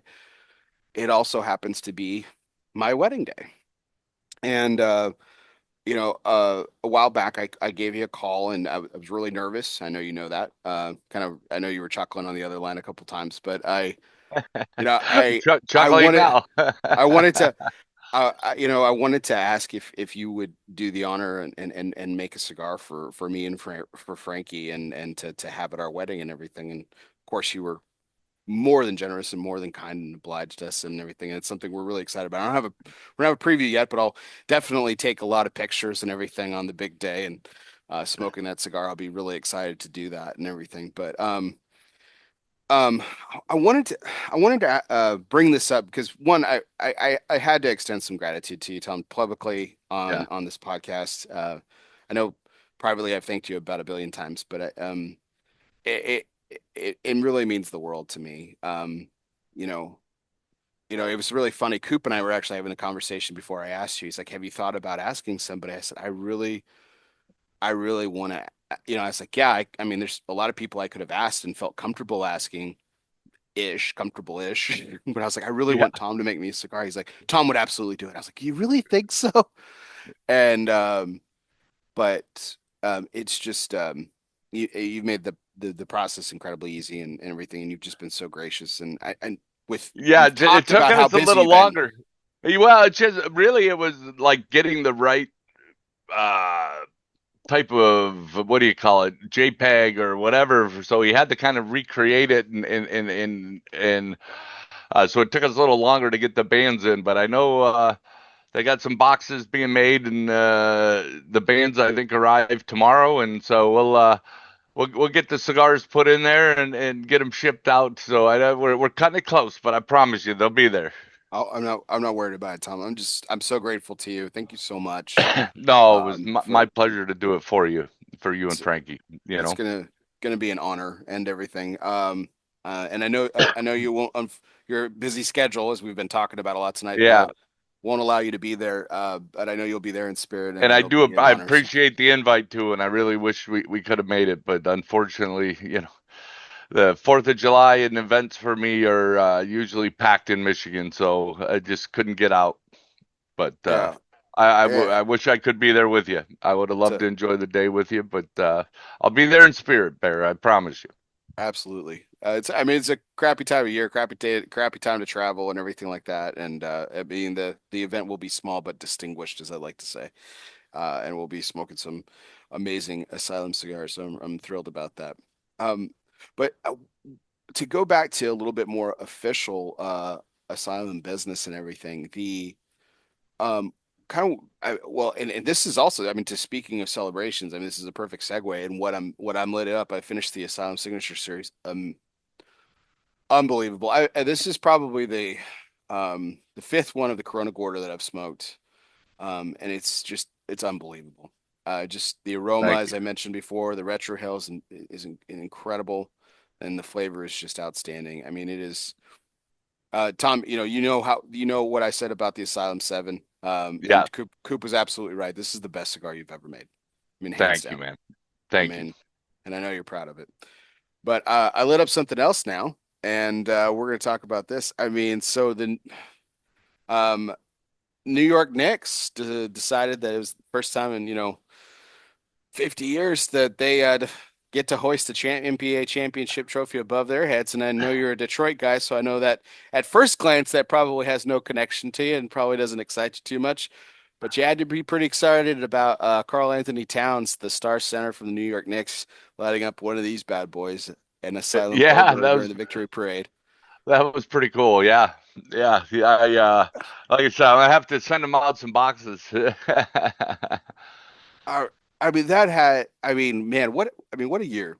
What a year it's been. Signature Series, the Arabian Nights, a championship team, a major championship team, toasting with your cigars. I mean, it's almost kind of almost feel like a dream in some ways sometimes, right? Yeah, and again, we didn't send anything, so when you see him enjoying the cigar, and I don't know if it's something he smokes regularly or somebody gave it to him and he was just smoking it, but we appreciate it. Yeah. Um, so yeah, I mean, you kind of took the answer to my question. I mean, there was no lead time on this, no inside knowledge and everything. It was you found out the rest as the rest of the world did that he was I did, smoking the old yeah. ogre. So, um, you know, I mean, how did you find out? Did you see it firsthand, or did someone tell you about it? Yeah, no, I started getting posts. People started sending me messages of the with different, like a bunch of different pictures of him, and you could see clearly he's smoking the ogre. That's pretty awesome. Yeah. So I know we had the Michigan national championship a couple years back, and of course the Red Wings in 2018. We Um, had one this year too. yeah, of course, absolutely, yeah. So with recent championships and everything, has there been and I know you're a huge Detroit loyalist through and through, every sport and everything. What is do you celebrate those moments with the cigar? I mean, what's your kind of ritual when one of your teams wins it all? Yeah, man. I mean, for me, I mean, I celebrate everything with a cigar. I'm not gonna lie. So, like, just well, waking up and sucking air, and then the next morning is a reason to celebrate with a cigar. But no, the fun part, like I said, the run. Probably the most fun I had was the football run in 2023 for the Wolverines because the playoffs and the Big Ten championship game. We went to. I took my dad. And then, obviously I go to a number of Michigan games throughout the year, but, to be there when they beat Ohio State, to be there, at the Big Ten championship game. And I didn't go to the bowl games, but, it was just a lot of fun. And my boys were home and the Lions were on the playoff, were killing it that year too. And so just every game, the boys would come over and, we just had a blast watching the Michigan championship game. When they won. yeah, we were just screaming and yelling and having cocktails and cigars. And so, yeah, it was a lot of fun. It was a lot of fun. The basketball, my older son likes basketball. My younger son doesn't really like it, but, watching the games, it was a great run for them in the basketball this year. And, they keep getting there in hockey, but they can't seem to win a Frozen Four game to save their lives. I think they've lost 9 out of 10 in the Frozen Four in the last 10. But they keep getting there, and I thought they were going to win that this year too, but didn't happen. Didn't happen in hockey this year. But my Red Wings let us down too. But they'll be back someday. Yeah, Detroit always seems to put together a good team on the ice, man. I mean, I think it's like, the year, if you have a consistent run of Detroit Red Wing bad years, like something's wrong with hockey at that point. If the Detroit Red Wings have a bad run for like 3, 4, 5 seasons in a row, that would just be weird, I think. Yeah, well, Um, that's where we're at right now. They can't. They somehow they play well. They're in the playoffs, and then uh, March comes and they just shit the bed in March. I mean, they just cannot win in March, and they fall out of the playoffs, and they can't make it back. So, like 4 years in a row now, they've been there right on the edge, and then they'll lose, 7 to 8 games, 5 or 6 games in a row, and just it's tight, when you're in the pack, and next thing you know, they're out of the playoffs and they don't make it. So, it's crazy. It's you know, unbelievable. To go back to Michigan, Ohio State, I have no rooting interest in the University of Michigan. I'm down here in Texas, but I have to say, I don't know why, but I feel like I'm a Michigan alum at heart whenever they play Ohio State because I absolutely abhor that team.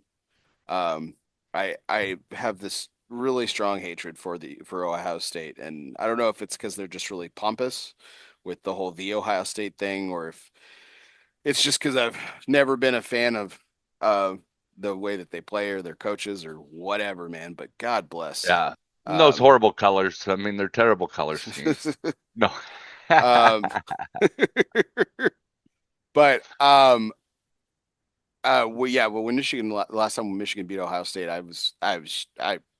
God, I was thrilled for you, but God, I was just thrilled in general, man. I felt like a Michigan alum that night because I was so excited. It was unbelievable. Um, Anytime Ohio State loses is a win in my book, so it's good for me. But um, the a couple last things I want to do before we get into our fun questions for the night and wrap up our evening. Um, there was one other thing I wanted to get into about the 1916. I know we talked about, that it's blended by Christian Sun and everything, but what what was it specifically about that particular blend that Christian wanted him to work on, and or was it the blend he just happened to work on? The name came like what was it about that project that made it specifically good or a perfect fit Yeah. for So really, that project, obviously Santiago came in last year and did the Aviator series, which was Mhm. again very limited, only 5 retailers nationwide. Um, and a very expensive cigar, outrageous packaging with the aluminum and the leather, and I mean they came out amazing. So this was like the follow up of obviously really about the 4 generations of Aroas in tobacco, and to honor Christian's grandfather Generoso uh, Eroa, and he worked with his grandfather Julio on the blend, and so it's a Sumatran wrapper that he grew. And then obviously we're in the fillers. We're using some of our stuff and some of his dad's stuff. So it was really about kind of blending, his grandfather, great great grandfather for Santiago, came into the business in Cuba in 1916. Mhm. So the name is derived from the year the Roa family started in tobacco. So we're at 110 years this year in Very family cool. tradition in tobacco, and so it was the brand is really to honor the 4 generations and to kind of blend it together, and it's kind of the Aviator was the first step into the cigar business for Santiago, and this is the second go around into a more of a production cigar. We still limited it to 100 accounts nationwide, but it's his first step into like a true brand. Where the Hmm. Aviator was a one-time thing, and whatever. So, it's been a great success, and I think a great learning experience for Santiago to understand that uh, it's not all fun. There's Hmm. a lot of work. There's a lot of work that goes into it, and we all put different hats on, and so he's stepped up and really learning the business, and he really enjoys the blending side and the creative side. And so, each of the boys brings a completely different energy to the team. And I know we've talked about this in years past about your own children and the business and things like that, but has, as his kids have kind of entered into the business and had some success and everything, has that necessarily changed the way that you think about legacy? No, not for me. I mean, I look at, my children, um, I may see like my older son maybe come in someday. But my younger son was, and he loves cigars. I mean, it's Hmm. funny because kind of getting off track a little bit is, he goes to Hillsdale College, which is a Division II, 1,500 kids in the school, great school. But it's in the small town of Hillsdale, Michigan. It's Hmm. farm country, and a gentleman there recently made a big investment and opened a cigar bar in Hillsdale. Hmm. So my son's like, he works for the University of Admissions during the day, and then he's like, well, I got nothing else to do, so I'm gonna go see if I can get a job there. So he walked in, you know, and they're like, well, what do you know about bartending? He's like, nothing. I never been a bartender before. They're like, what do you know about cigars? And they're like, well, my dad owns a cigar company, and they're like, all right, you're hired. So he got a job there, and they're still waiting. It's open, but they haven't got they're still waiting for Michigan to to give them their smoking exemption, which they have. They just haven't. Michigan just hasn't rubber stamped it yet. So hopefully sometime this summer they'll be fully open to smoke. But it's a great place, great lawn. It's an upstairs bar with outdoor seating, and then downstairs is another bar and the whole cigar area. So Nice. uh, they brought in a bunch of our stuff, and they're there ready to go. I said, what better salesman do I have there than my son there pushing the cigars? So There you go. yeah, That's awesome. yeah. But I What? don't, back to the original question, you know, I think I traveled so much when, he was young that he doesn't want to be in that position because he wants to have kids, and uh, he wants to be home more than I could have been just Yeah. trying to build a business. So I don't think he'll ever come into the business. I think he's kind of chosen his path in life now, and kind of has a real good set vision. Obviously he went there for political science, and he's got a minor in theology, and so he's finishing up his senior year. And I think his hope is to stay at Hillsdale for a couple years and work in with the university.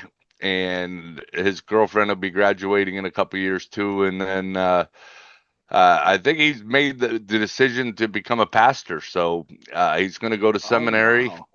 Um, his plan is to go to seminary in Fort Wayne, Indiana, and he has to do 3 years of seminary and a year of what do you call, almost like a uh, apprenticeship Yeah. uh, Yeah. in a church, and then move on to his own. So, uh, Beautiful. yeah, he's really committed to his faith, and he's Lutheran, and so yeah, I think that, he's kind of decided that that's his path, and then he said one day he'd like to go back and maybe be a professor at Hillsdale. So Wow. um, yeah, so That's beautiful. yeah, Man, congratulations to him on that decision and everything, and congratulations to you. That's beautiful. I was thinking as when we started this conversation, and I've known he's been a political science major. I was thinking, man, we might see a Senator Lazuka coming down the Yeah. line one of these days. But Reverend Lazuka has a good ring to it too. I like that. I like Yeah, that. I think the political he loves the political science stuff, but he's like, I think I went as far as I want to go in it. I think he has Mhm. one class left in his major. And then next year he's like, I'm gonna do theology as my minor. So he's taking like 18 credit hours of theology next year to make it his minor. But he loves it, and he's dedicated to his faith and really wants to help people and teach. So It's great. I think it's a great path for him. I think that I've come around to this over the, my 20 plus years post college, that a major in college is a good way of determining what you want to do or what you not or what you don't want to do. You Yeah, yeah, know, my yeah, my my sister is renowned in the arts community. She's a registrar at a very prestigious museum in Missouri, and she's worked at the DMA, the Dallas Museum of Art here in Texas. She's worked at the Met in New York, the Whitney in New York. Um, and she was not an art history major in college. She was a journalism major, and she yeah. learned pretty quick that that's what she didn't want to do. What she wanted to do was art stuff. So she found out what she wanted to do, which so the same sounds like the same for your son, which is great. Uh, Yeah. with to get, I mean, to getting back to my original question about legacy within the business, though, because they're pretty much choosing other paths and stuff. Like, what traditions have mattered most in your family that you've tried to pass down to them? I mean, and they're both incredible individual young men. I know you're proud of them. And it's been so great over the last few years just talking about their journey as they've grown up. And again, 6 years we've been having these conversations. It's been awesome. But Yeah. Yeah. just curious.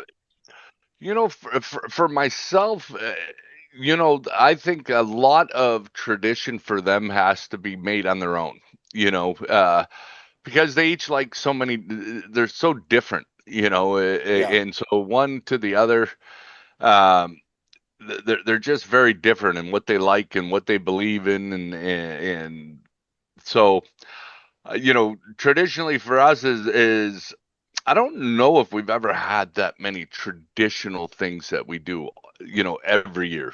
I think as they get older, um, my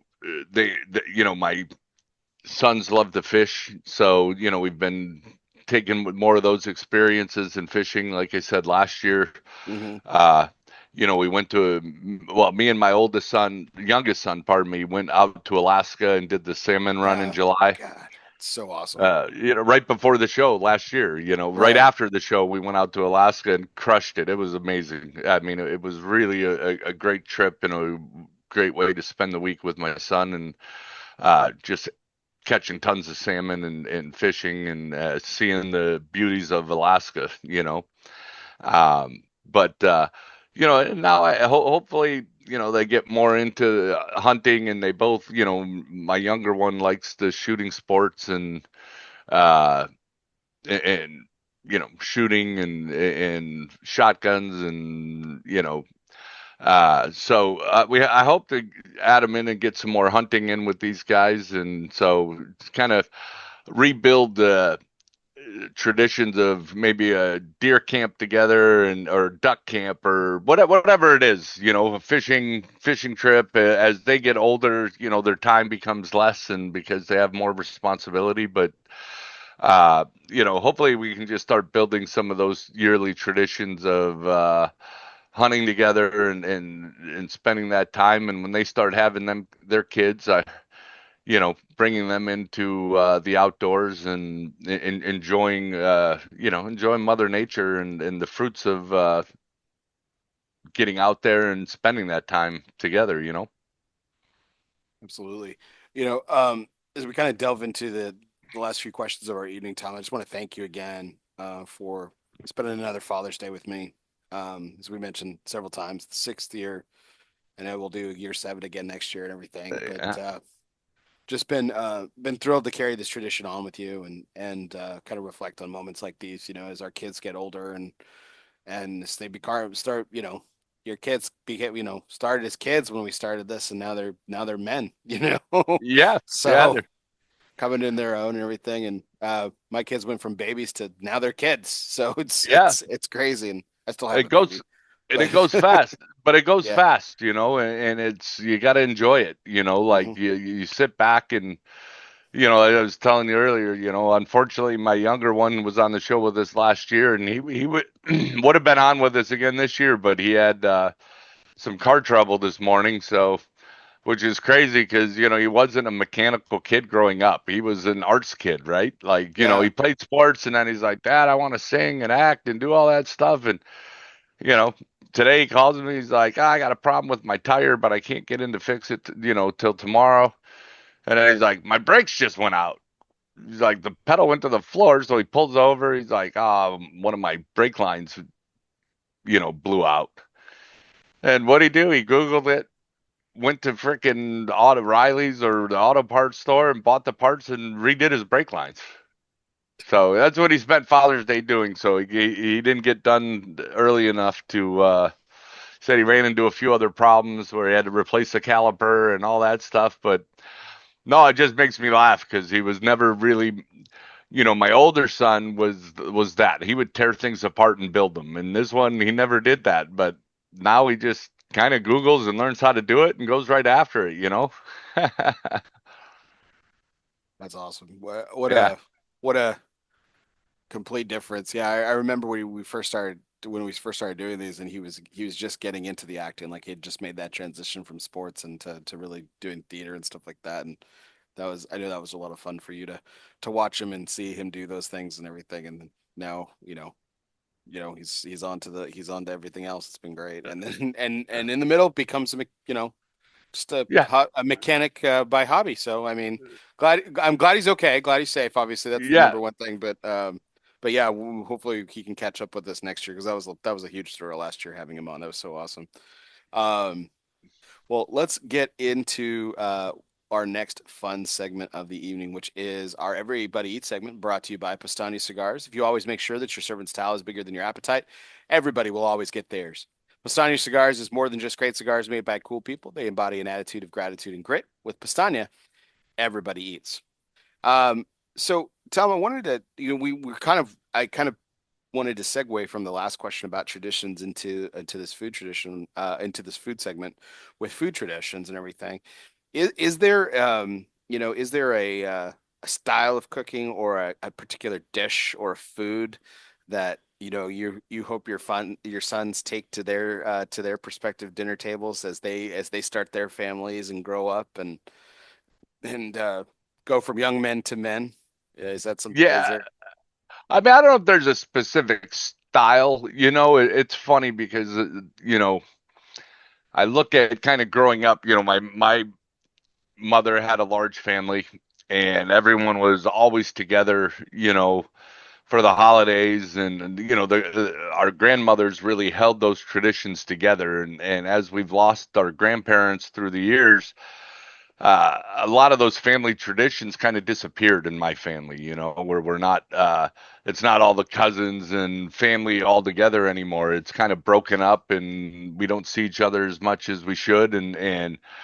So I really hope my kids really want to bring family together and uh, do things together and again have those type of traditions, and it's fun to see my kids because they've had different ideas, but to see them grow up and now have conversations and talk outside, where when they were kids in high school, they didn't really talk to each other because they had different groups of friends, and they're always kind of fighting. And now to see them kind of mature and be able to have conversations and hear them when they say they're proud of their brother and what he's doing and supporting each other. It's nice to see that. But the food side, my mother's side always, my grandmother, my great grandmother was a baker.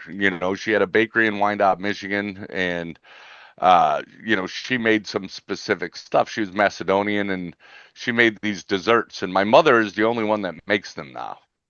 none of the other sisters or brothers ever make them. So my mom is the Oh, last one to carry the tradition. And oh no. so I have the recipes and I make one of them, but like I never get it like my mom gets it, right? Like, and she's like, "Oh, well, you forgot to do this," and I'm like, "Well, That's not that's written not. down. It's not written down." She's like, "Oh yeah, you gotta let the dough sit for like 30 minutes, and then you know these little kind of nuances that aren't in there. You know, she just knows because that's she's been doing it her whole life. You know." So I'm hoping some of those things are my favorite things to eat. My mom makes something called it's kolach. It's like a roll, but with walnut. It's Hmm. like a sweet walnut roll, and it's awesome. It's one of my favorite things, you know. That and my mom makes it in the holidays and Sign me stuff up. like that. And, yeah, and so I somebody is gonna have to carry that tradition on, you know. As so I'm gonna have to start practicing again because you know she makes it for all her brothers and sends them out and ships them all over the place, and everybody, you know, at the holidays is waiting for it, you know, and so, uh, you know, that I hope. But my kids, they're meat eaters, man. You know, they're steak and potato kids. So, you know, I hope they get, as long as they better be good on the grill. That's it. So There you go. we'll get them into, hopefully learn how to smoke some meat too.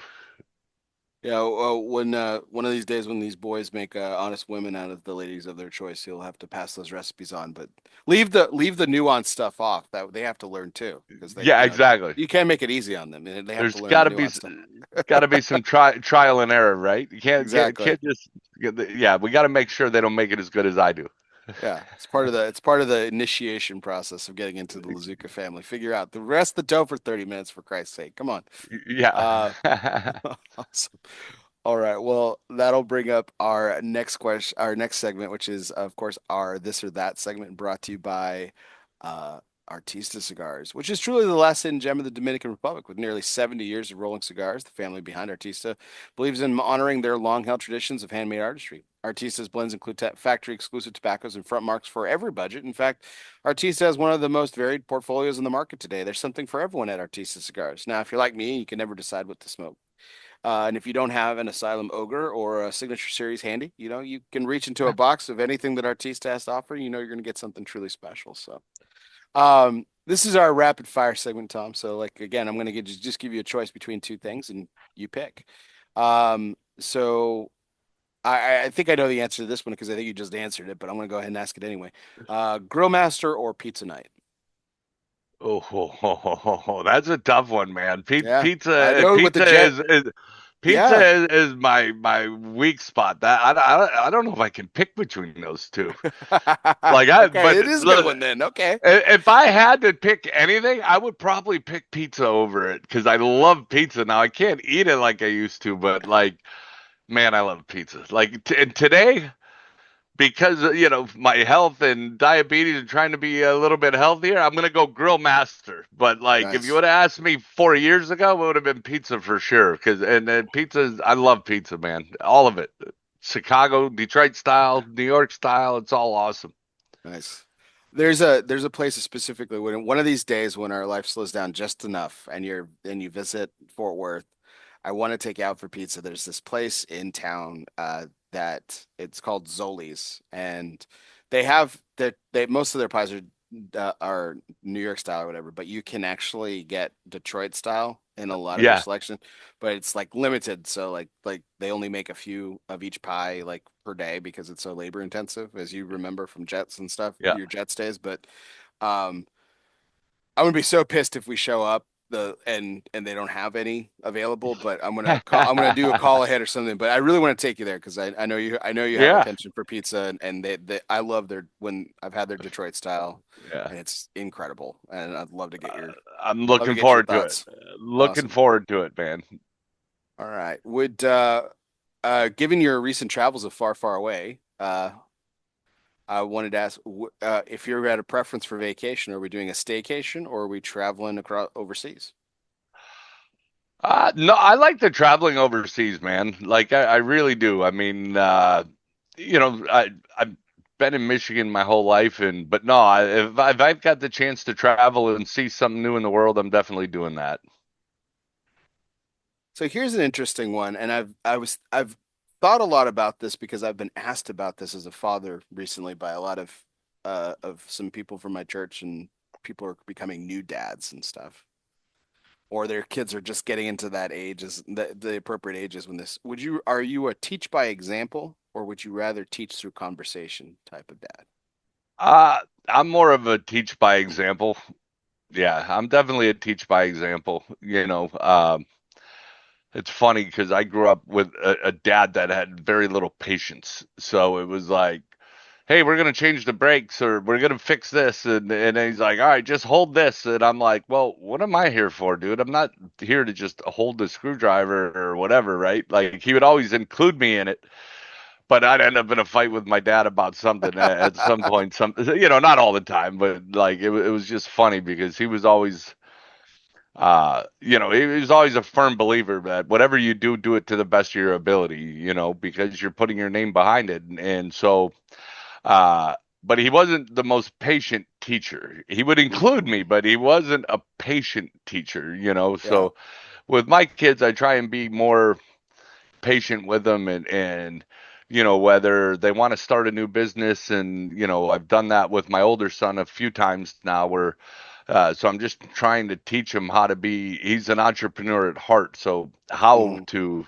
kind of manage a business. So I kind of do it with him. And, we got a couple things that we do here and there and, try and grow. Like, we started a sports memorabilia and trading cards. Right. That's right. So It's, we're doing a bunch of that stuff. And now we're getting into repacks and, so it's fun, just kind of starting a business and teaching them, how to keep track of the money and how to keep track of profit and losses and making sure that, you know, uh, finding inventory and doing all those things and how we do it and you know, uh, be profitable doing it. You know what I mean? yeah, So absolutely. Yeah, as my kids start to get older and stuff, I need to learn how to shut up because obviously I'm good at conversation. That's my preferred method of things. I need to just shut up and do a lot more. yeah, You know, for the last few months, after Frankie was done with the baby and um with breastfeeding and all that stuff and everything like that, it's been my responsibility to do bedtime with him and everything. And so I do the bath and stuff. My oldest, this is the first time my 10-year-old tonight, it was tonight actually, Father's Day of all yeah, days, right? He's like, hey, I'd like to do it. I'd like to give Justice a bath. And I'm like, okay.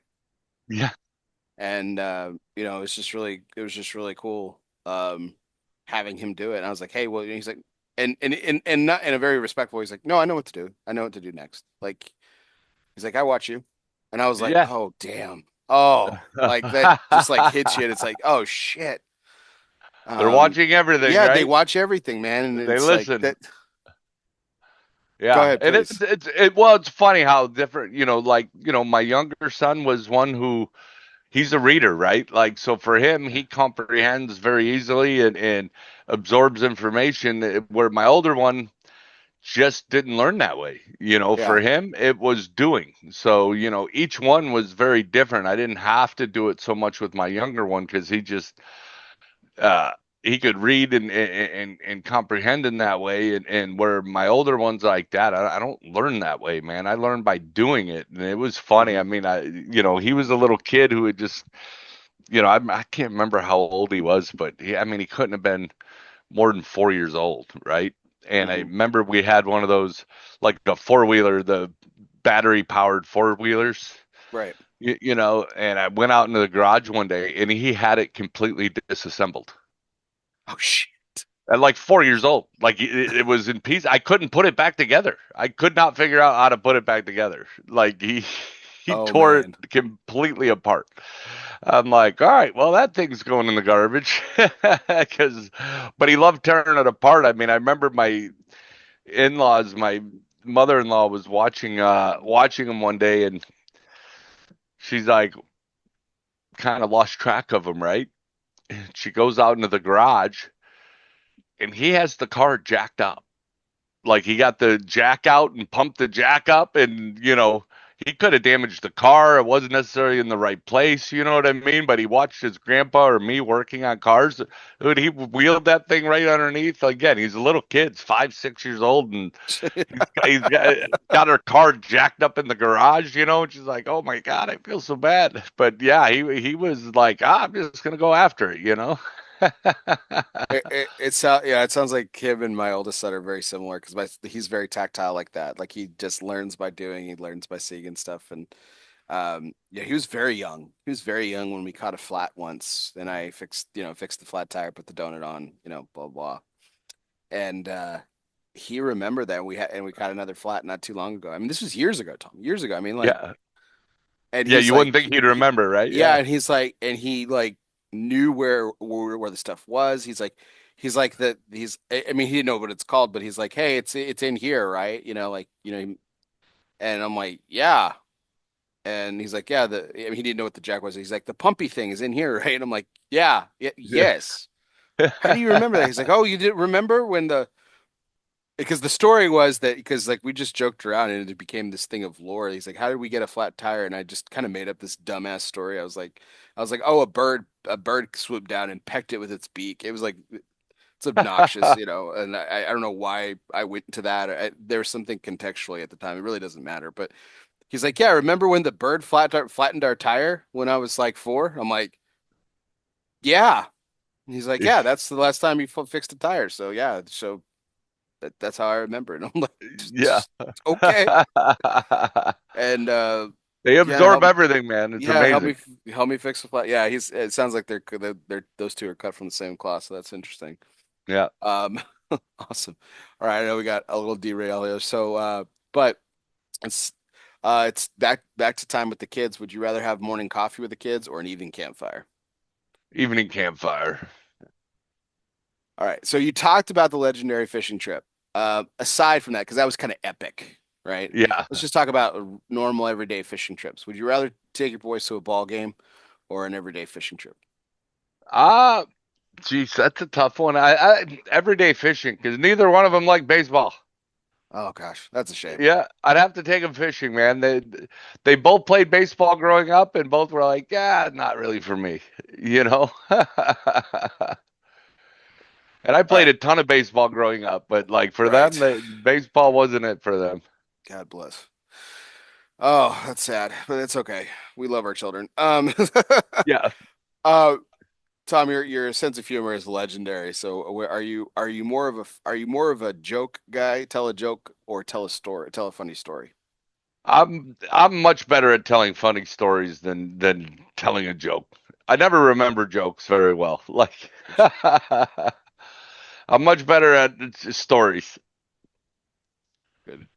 We talked a little bit earlier. I don't know if I mentioned it on air, but we might have mentioned it in the green room. We were talking about the wonderful gifts my kids got me this year, Yeah. and they're getting to that age where they're just more thoughtful and stuff like that. What about you? Are you more of a homemade gift kind of guy from your kids, or something store bought that's really thoughtful? I just like thoughtful things. You know what I mean? I really don't expect gifts from my kids. You know what I mean? I don't, now at their age and where they're at, I'm like, save your money. I don't. But they do. Like today, my son bought me a box of uh, football cards. Because Oh, nice. we're always doing cards. So he's like, he bought me a box to rip, and fortunately, I didn't get anything good in there, but on this Oh. one, but it was the thought. So. And if I got something good, he probably would have just took it and sold it anyway. Well, that's the businessman in him, you know. There you go. That's the Exactly. chip off the old block there. All right. Big family holiday celebration or a big family vacation? Ah,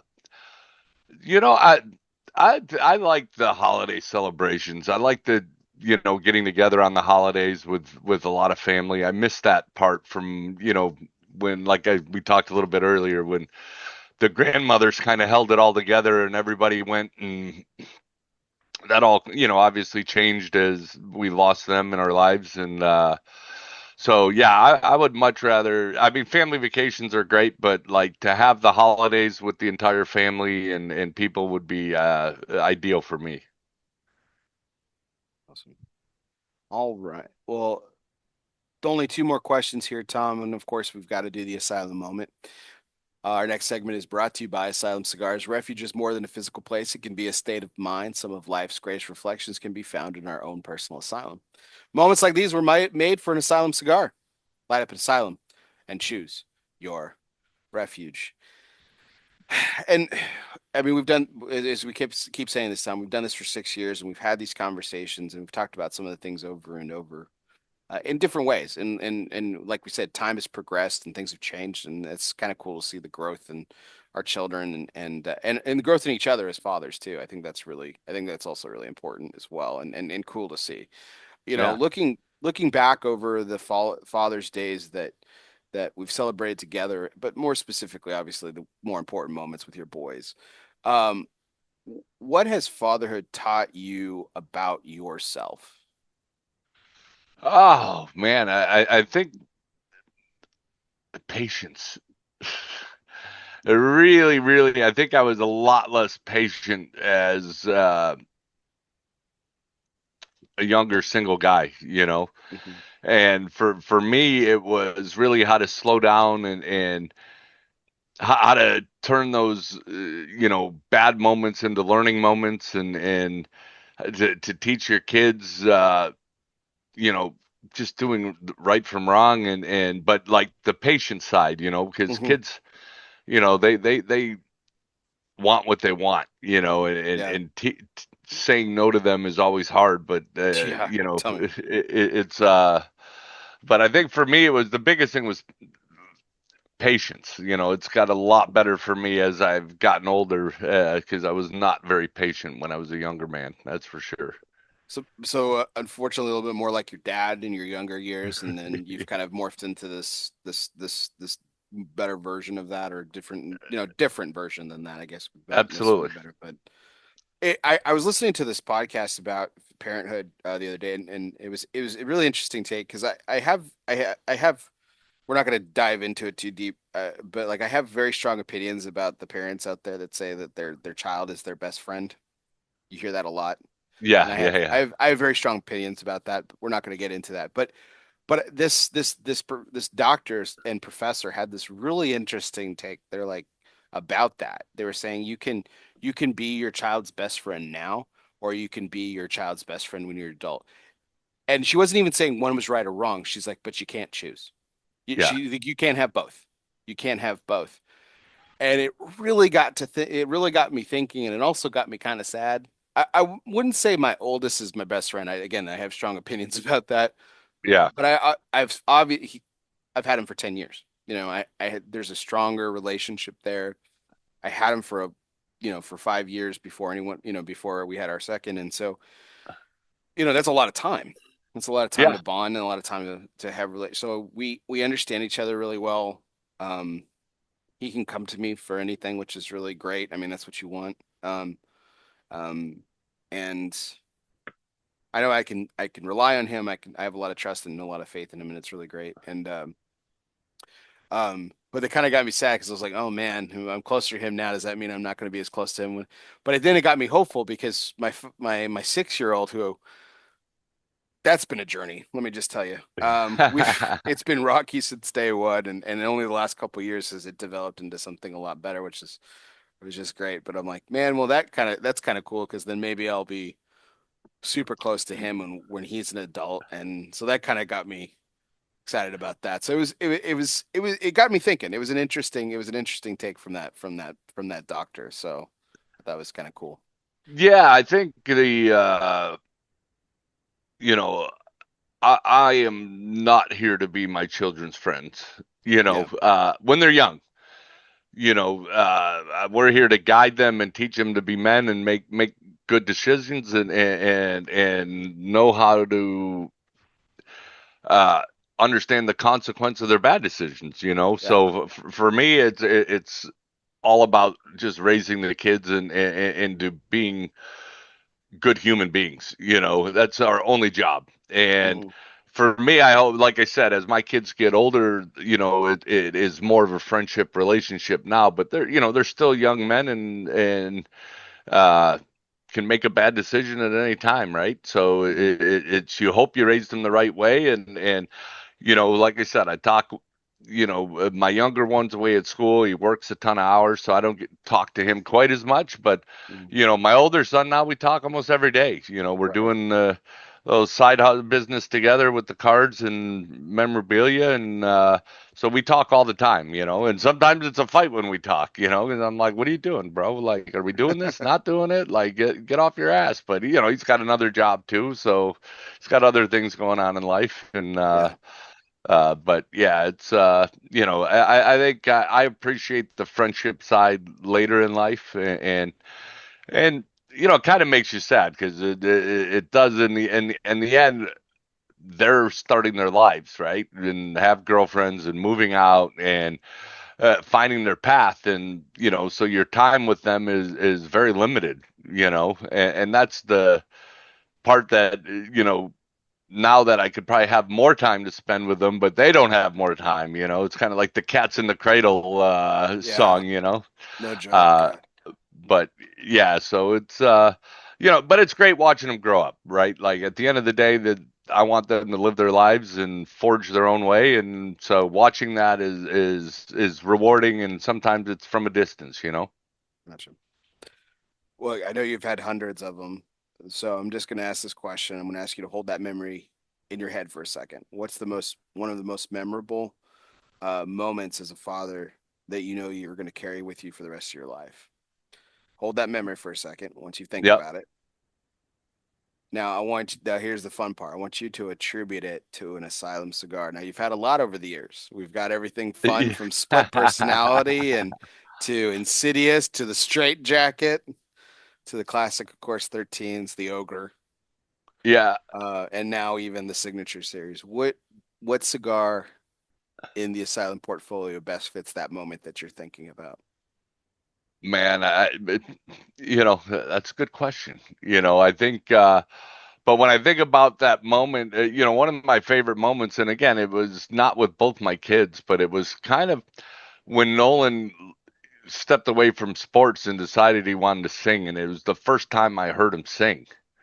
Mhm. And it just blew me and his mother away. We're like, where did that come from? Because neither one of us can sing a lick, like we couldn't carry a tune to save our lives. And this kid's out here belting stuff from Les Mis, and crushing it. And so, if anything, I would say, it kind of is like the moment now with the signature for me. It's kind of like Mhm. that stepping into a new level and something, not new in essence of being in the cigar business, but new in putting my name on something, and establishing that way. And to watch him kind of establish as a young man who just said, "Dad, I want to act and sing," and then to see him perform is crazy, man. It was truly one of those moments that I, you know, just replay in my mind.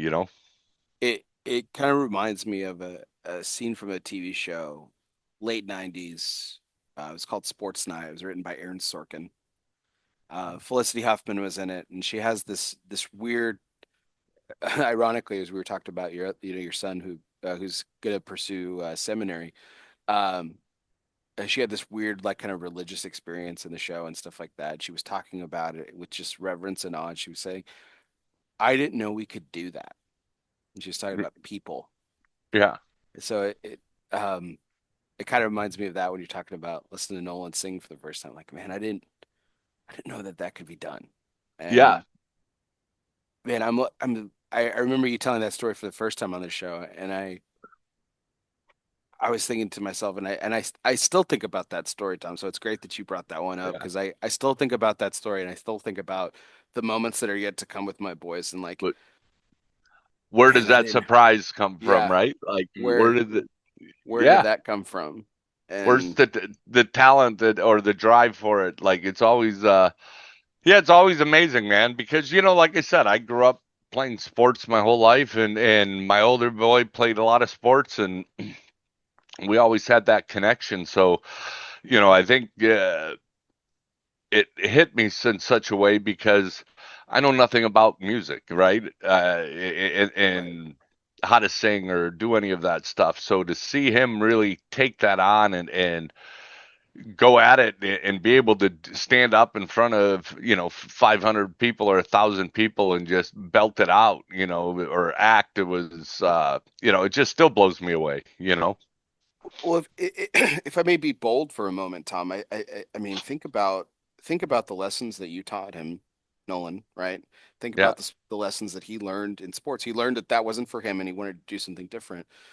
But teamwork, discipline, service, right, to yeah, others, and then being bold enough to do performance in front of people and everything. And I'm not equating to a Sunday sermon to a performance. That's not what I'm saying. But I'm saying to be bold yeah, and but to also be part of a greater team effort to be, for lack of better terminology, right? Like like you can kind of see those lessons that he's learned over his childhood and young adulthood really unfolding until his chosen path. And that's got to be a beautiful thing to see. That's really cool. yeah, man. Like it is. It'll be fun to see him preach one day. You know what I mean? Like Yeah. just Yeah. to see how he is going to teach people, Hmm. and do that. So, but we'll see. We're not that far away. Be great. Yeah. All right. Last question before we get into our last segment. With this, actually, we'll actually jump into our last segment here. This is our last question of the evening. This is our curveball segment. And of course, it's brought to you by Dunbarton Tobacco and Trust. Fastballs or curveballs, it doesn't matter since the company's inception. Steve Sox has been knocking them out of the park. Count them up. It's been 11 consecutive years in the consensus top three. Congratulations to our good friend, Mr. Steve Saka. But if we have anything to say about it, the Asylum Signature Series might unseat him. No, I'm just kidding. But that'd be great, Don't be right? kidding, bro. I'm not kidding. We're really hopeful for it, and oh gosh, this cigar is incredible. Tom, thank Thank you you. for sharing it with us, and thank you for allowing me to smoke. Thank you for choosing it for me to smoke tonight. Really enjoyed it. It's great, Yeah, thank and you, Bear. been wonderful. So here is the question. You've been given the opportunity to record a 5-minute audio message that your children can't listen to until 25 years after you're gone. You only get one recording. Yeah. What do you say? Oh. that that's gonna take some thought, Bear. Like that was a tough one to put me on the spot with. It's the curveball question. Yeah, yeah. Yeah, but I think I don't even think I'd have 5 minutes worth of words for him. I would more uh just tell them that I love them, man. That's it, and that I'm proud of them, and that I'll always be watching and be there to support them in any way I can. Yeah, I think that what the last 6 years has taught us about you, Tom, and your love for your kids is that that it's not always what you say. It's also what you do. And Yeah, even though we've talked about the travel that you've done over the years and stuff that kind of kept you away during some moments and stuff, you always showed up when it mattered the most, and you're showing up now in a lot of ways too. So I think that I take that in our conversations, and I've over the years I've taken our conversations and I've really applied it to my journey too as a father, because I really I'm starting to travel more for work as well too, and it really kind of it gets you thinking about a lot of things for sure. And I have no intention of changing jobs or anything like that. I love what I do during the day, but at the same time, it really gets me to zero in with laser focus and time and presence when we are together and stuff. So that's the most important thing. Um, so, but yeah, for Tom, sure. I cannot thank you enough. I know I keep thanking you, can keep doing it, but I hope you understand the gratitude that I have for you. I love the friendship that we've built over the last few years. I love this tradition. It was another wonderful conversation tonight. And most of all, congratulations, man. What a year for you. What a year for Asylum. What a year for CLE. I mean, this is one for the books, man. One for the ages. Yeah, thank you, man. Like I said, we got a lot of year left, so let's hopefully we keep it rolling and people get a chance to enjoy the new cigars and those big ring gauge guys. We still have something for them, but the guys who want to smoke something a little different from us and be more traditional, we have some options now. Exactly.